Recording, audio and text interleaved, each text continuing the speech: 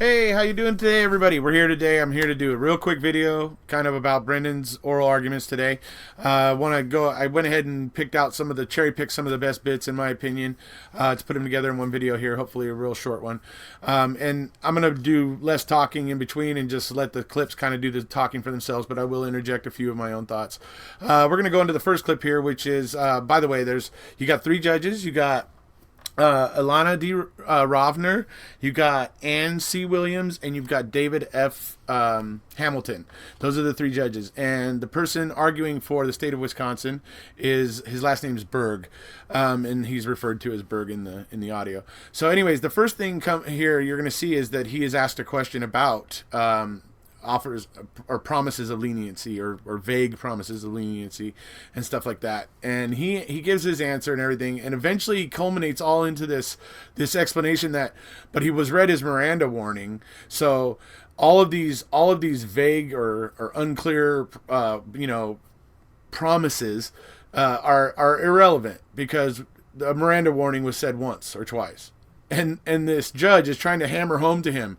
But even when it's said 20 or 30 or 40 times, anyway, so I'll let you see that here, and then we'll come on back. Help me with this. If a police officer says to someone who is being interrogated, let's get it all out today and this will be all over, I have a two-part question for you. The first part is, what would the average person think this means? Would that person think, I can go home? It's done. Now, the second part of the question is, I want you to imagine it is not an average person, but a 16-year-old with a very, very low IQ who is extremely suggestible. And I would very much like you to concentrate on the suggestible. I think neither an average person nor Dassey would interpret that statement as meaning that he could go home. What if there were 20 such statements, 30 such statements? There are multiple reasons why none of those statements communicated to Dassey that he could leave. Number one, nothing the investigators said actually promised a specific benefit in exchange for cooperation. Courts consistently reject false promise theories where there hasn't been a very specific offer. Second, the only specific things the officers said were warnings. They said, we can't make you any promises, and anything you say can be used against you. Those warnings were there to prevent Dassey from misinterpreting anything else that the officers said. So in this next bit, you're going to see where I believe it's Judge Williams, Ann Williams, that is she's kind of grilling Berg a bit. She's kind of grilling him about what constitutes a lie or what constitutes a false promise or a false statement. And she's bringing up the fact that they would, say don't lie or whatever. And then, or that they were getting very frustrated with him when he was, not guessing what they wanted, and so she's kind of grilling him here, and it's kind of fun to watch. It's kind of well listened to anyway. So I'll go ahead and play that one here. The officer said we're cops, we're investigators, and stuff like that. But right now, I'm a father that has a kid your age too. I wish I could hug you, and I will not leave you high and dry. Do you think those untruths cross the line? No, not at all. Oh, in other words, I'm not a cop right now. Isn't that just a blatant lie? This was an interview. The context is very important. So the difference between an interview and interrogation is crucial. When the officers went into the interview, they assumed that Dassey was simply a witness, and they communicated this to him the first time that they talked to him on February 27th. They said, there are some officers that think maybe you helped Avery participate. We don't think you did participate. We think maybe you saw some things, but we think you weren't involved. So their statements must be understood in that light. They thought he was a witness, and they told him that. So your position is that each of these incidents are segregated and finite and distinct, and that he would not still remember those statements that they were acting as a father? I'm not sure I understand the question. Well, the different sessions. You're saying that in February 27th, when he said they were acting as officers, but as fathers, and you're saying that then he was just being interviewed as a witness. And so are you saying then that ended at the next session, that wouldn't carry over at all to the next session? No, that was still true at the March 1st interview. They still thought he was a witness at that point and that he hadn't participated. And so this aura, what I'm trying to get at is this aura suggesting that they were fathers is something that just didn't dissipate. The idea that they thought he was a witness didn't dissipate, so all of their statements of, it's okay, we're on your side, that must all be understood in the context of what they thought, because they communicated that. Well, how did the investigators not act coercively when they clearly showed frustration when he resisted or disagreed with key details and then offered praise such as, now we believe you? Okay, so, yeah. And, I mean, are you kidding me? Questioning him as a witness only. Yeah, no. They fully figured out on February 27th or 26th that they could easily lead him down a path and then plan for the March 1st event. But anyways, so then this next bit, it's going to move on where Judge Nancy Williams is asking him about, well, basically she starts out telling him that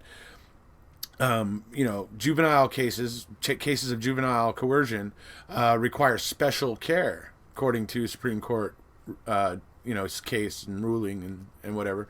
So she says to him, why does it seem like this wasn't given special care in the appellate court? And to which he answers that the appellate court basically agreed with the state court that the state court had given a great deal of consideration and care to the age of Brendan Dassey. That's basically what he says. So that he's basically but you can tell that these judges have an issue with the fact that the appeals court didn't really look into it much. Didn't really take, at least you can tell that this judge has an issue with it. And she then goes on to the fact that she goes, okay, fine, let's talk about Luchinsky then, and his investigator. And she basically is like, she actually says in these words of, who are basically acting as though it's their duty to get him to confess, and all that. And so after saying that to him, he comes back with something he does a lot throughout this whole thing, and I'm not sure how these judges are going to feel about it.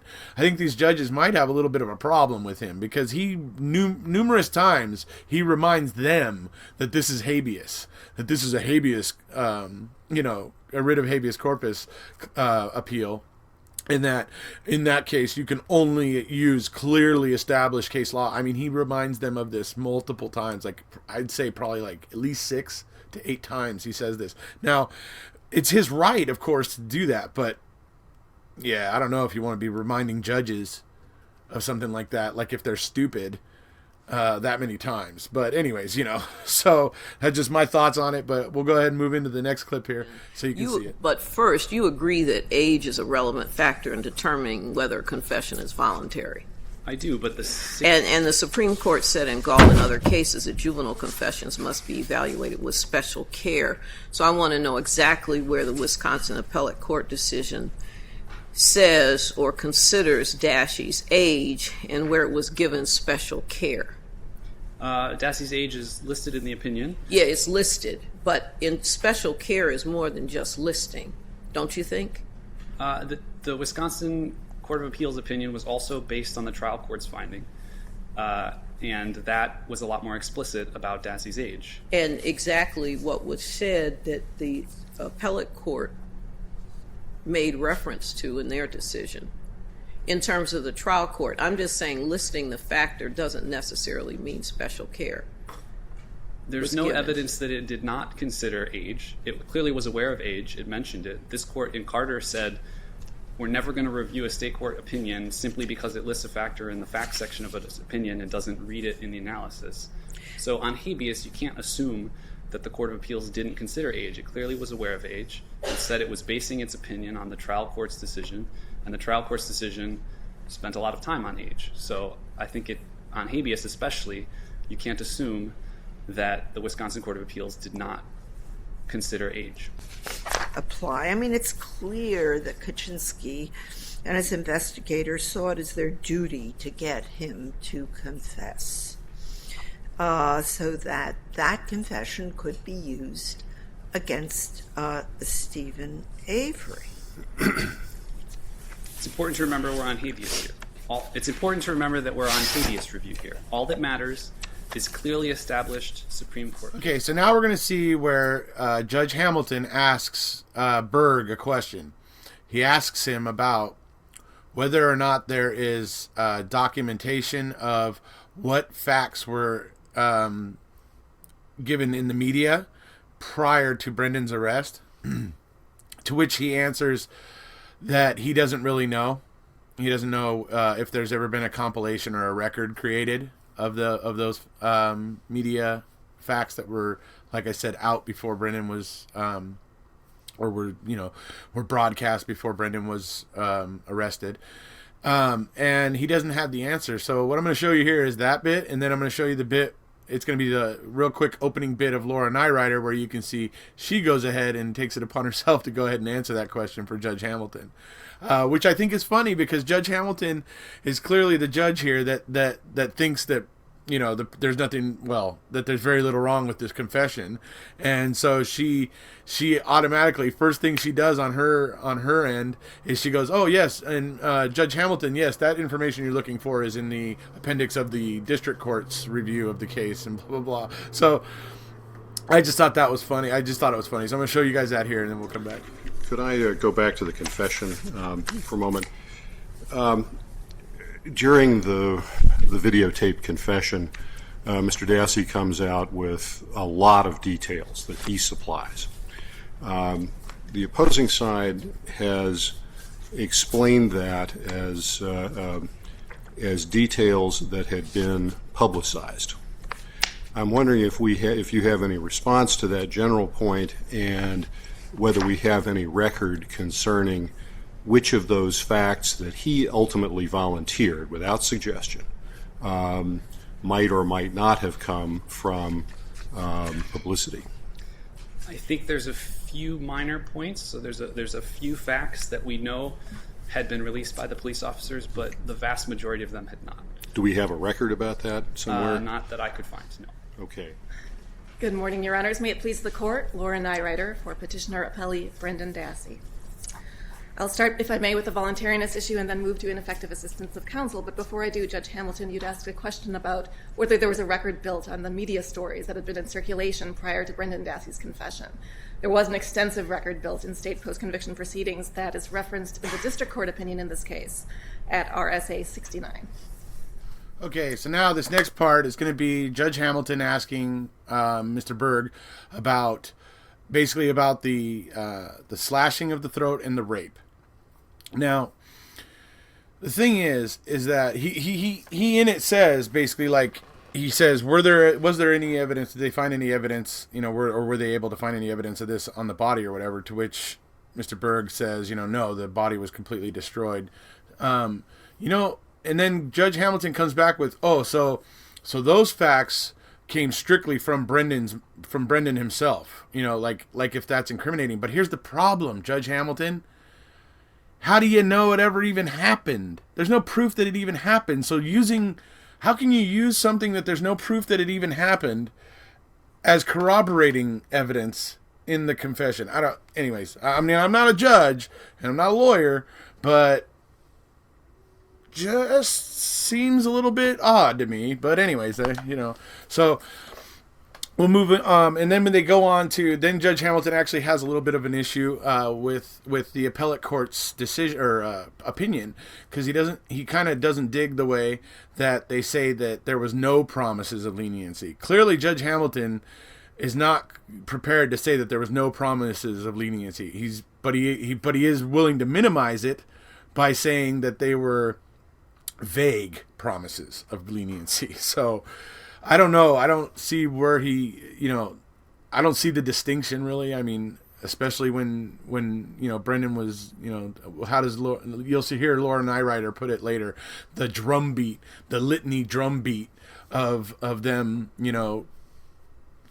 just coaxing him and doing all the things, and telling him not to tell the truth and all those sort of things that they were doing. So so basically Judge Hamilton is basically questioning this opinion of the appellate court and asking Mr. Berg about it. So we'll go ahead and see that. And then I also wanted to ask you, and I realize this gets fairly grisly given the condition of the body when it was discovered, but was there physical evidence of a rape or of the wound to the throat? No, because the body was totally destroyed. So those come only from Dassey's confession.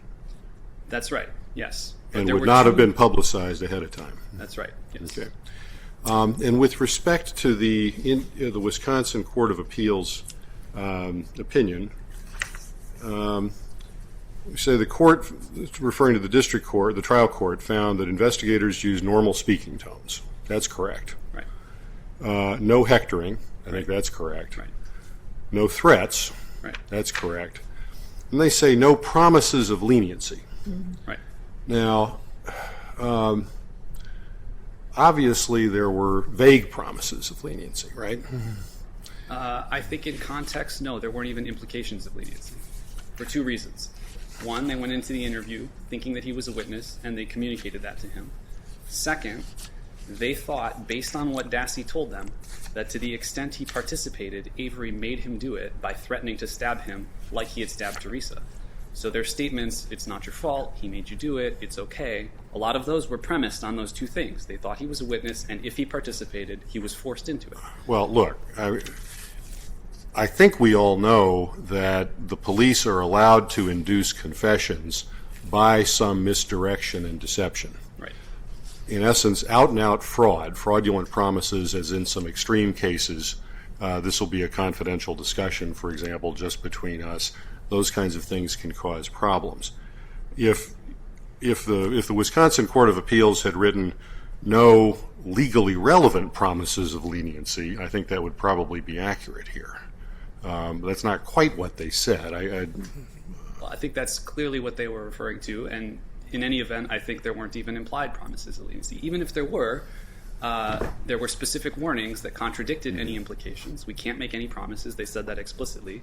And we have evidence that his will was not overborne. He resisted the officers multiple times. He volunteered many details. You can see his demeanor. So, no, I don't think there were even implied promises. Okay, so now we're going to move into where, Berg is basically saying that there was no implied promises. And then one of the judges starts reading off a list of statements.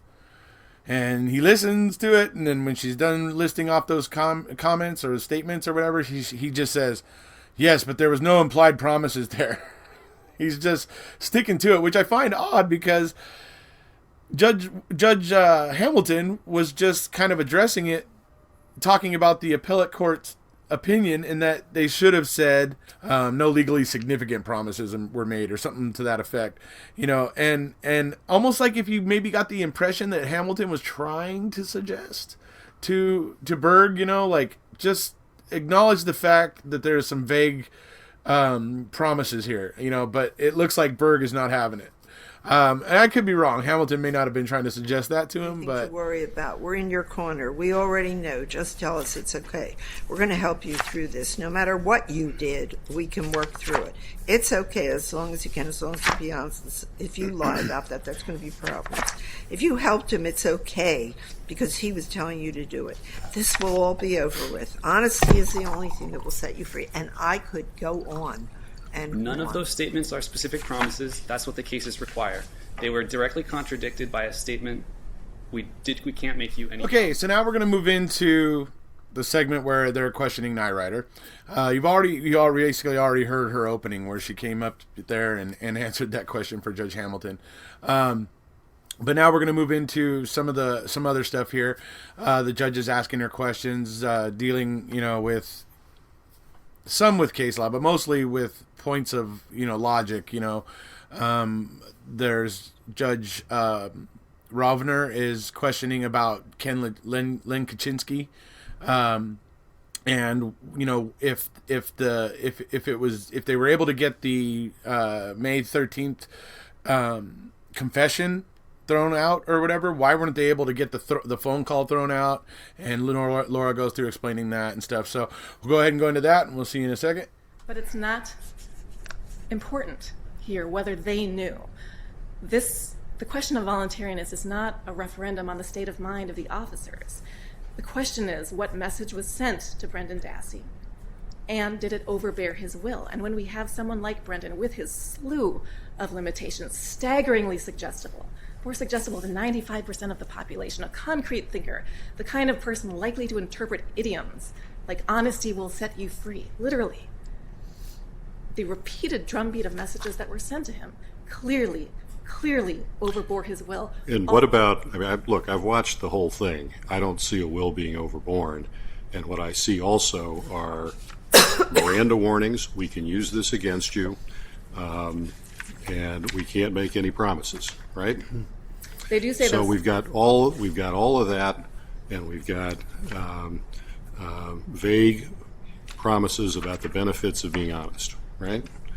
And I don't see any case law comparable that would let us say this was contrary to clearly established federal law on voluntariness. Well, Your Honor, several points. We have a D2. In fact, the district court granted its relief primarily on D2 grounds. So again, clearly established on the federal statement law. That no promises of leniency were made. On the finding of no promises, that's okay, right. Now, could you address the exchange I had with Mr. Berg about whether these are legally relevant promises when it's these vague assurances? These are absolutely legally relevant promises, Your Honor. It's true that the case law requires a specific promise to be made, but if you survey the case law, you can see the difference between what has been approved by this court and what happened for Brendan Dassey in Rutledge. So what's the best Supreme Court authority showing this was an unreasonable finding? The best Supreme Court authority is Blackburn, which establishes that a confession has to be the product of rational choice, keyword there being rational. That notion has been amplified by this court to mean the product of free will that has not been distorted by a false presentation of the consequences of confessing. Was there any objection to the admission of the phone call to Brendan's mother in the trial court? There was not, Your Honor, and there was a good reason for that. Mr. Kaczynski did not turn over the evidence related to the provenance of that call, including the videotape of Michael O'Kelly interrogating Brendan Dassey on May 12th. He did not produce that to successor counsel. So trial counsel was totally unaware of how that phone call had been brought about. That only came out in post-conviction proceedings. If Kaczynski his significantly deficient behavior was enough to get the May 13th interrogation thrown out, why wasn't it enough to get the phone call to Dassey's mother thrown out under a fruit of the poisonous tree argument? If I understand you to be asking, Your Honor, why didn't trial counsel make that motion? It's precisely because they didn't know the pressures that Mr. Kaczynski and his investigator had applied to Brendan Dassey on May 12th. None of that had been turned over to them. They were in the dark. And at post-conviction was the first time that they confronted that series of facts, that series of events that in fact led up to the phone call. And they called the admission of that phone call damning. They understood that it was difficult, that it was a challenge for their case, but they didn't have the information they needed to make the proper motion to exclude it at the time as the fruit of ineffective assistance of counsel. Let me ask you this. How are the investigators' statements that everything will be okay coercive or promises of leniency rather than simply false promises of net benefits? Well, Your Honor, they didn't just say everything will be okay. They told him, they started out the whole interrogation, we know you're scared of arrest, but you've got nothing to worry about. As long as you fill in those blanks with statements against your own interests, I'm thinking you're all right. You're okay. That's enough for a 16-year-old developmentally disabled child like Brendan Dassey, that's enough to produce in him an understanding that he was going to go back to school after confessing to rape and murder, which is exactly what we see on the videotape, unmistakable evidence that he confessed on reliance on these false promises. All right, so now we're going to move into this next bit. It's just more questions from the judges and to Laura, and Laura answers them. I mean, she answers like a champ. She's got a very, astute answer for pretty much everything. So it's very interesting to listen to. But the thing that I want to draw to your attention here is Judge Hamilton, man. This guy, he's something else. He's sitting there, he interrupts her to tell her that, oh, I watched the entire confession. And then he asks her whatever, and then she starts talking, and then she starts talking about plot points. And he's like, what plot points? What do you mean? What are you talking about? And she's just like, and so she explains what she means, and she starts talking again. And then she mentions fact feeding, and he's all, what's this fact feeding? What are you talking about? It's just like, dude, did you watch it? I thought you just said you watched it. Anyways, I just think it's funny. But anyways, go ahead and check this clip out. And it's clear he's been very resistant up to that point. He's been very reluctant. He's telling a contradictory story that doesn't make any sense, and they're calling him on it. It comes out very slowly and painfully, but he volunteers it. Your Honor, I would respectfully disagree. Okay. Every step of that confession, every new fact, every primary plot point is a result of suggestion. Now, it's true that after the interrogators introduce a plot point, they allow Brendan to embellish until the story veers from what they think probably happened. And then plot they point research like what? You plot went point. inside? You went inside the house, yes. And then And you're holding them responsible for all the details that come after that. I'm not holding them responsible, Your Honor, but I'm pointing out that what happened was they used false promises of leniency combined with fact-feeding at every crucial step of the story. What's the fact feeding? I guess I'm having trouble with that in the early stages of the interview. Absolutely. I think you went over to Stephen Avery's house at Separate Appendix 54. You went back in that room, Separate Appendix 61.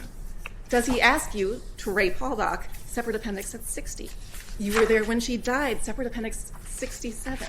Step by step by step. Now, Your Honor is correct that this isn't sequential. This isn't over the course of 5 minutes. After they give him each step, they allow him to try to tell a story on his own. And what does he do in those moments? He provides information that is provably untrue. He describes, after they put him in the trailer, he describes looking down that hallway and seeing Ms. Halbach shackled to a wooden headboard. But that wooden headboard, we know, has no scratches on it, has no marks, nothing that would be consistent with this horrible story of a woman being raped while she was shackled to it. There's this whole account that they allow him to spin where he's trying to guess how she was killed. This account of throat cutting and stabbing and hair cutting, a bloody scene that would be almost impossible to clean up from. But there's not a trace of forensic evidence from Teresa Halbach in that bedroom, much less Brendan Dassey. So these moments where they're allowing him to spin on his own are provably untrue, or they are like clockwork from the media.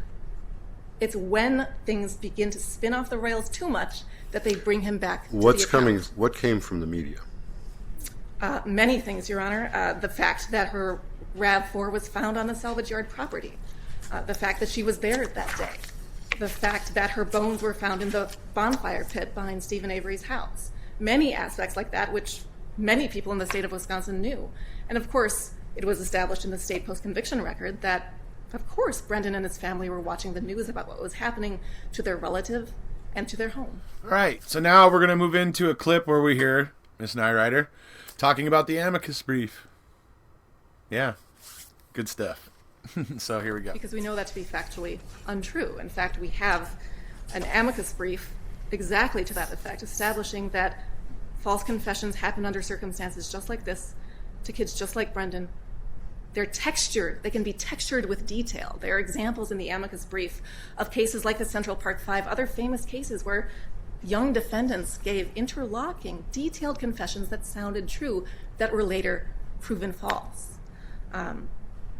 So we know that We know that not to be true. And I would also point out that in the amicus brief, I think it speaks volumes that the law enforcement interrogation trainers who joined the amicus brief say they use this interrogation video as an example of what not. All right, now we're going to move into the last clip where basically Laura Nyrider is pointing out some of the issues with Brendan's confession.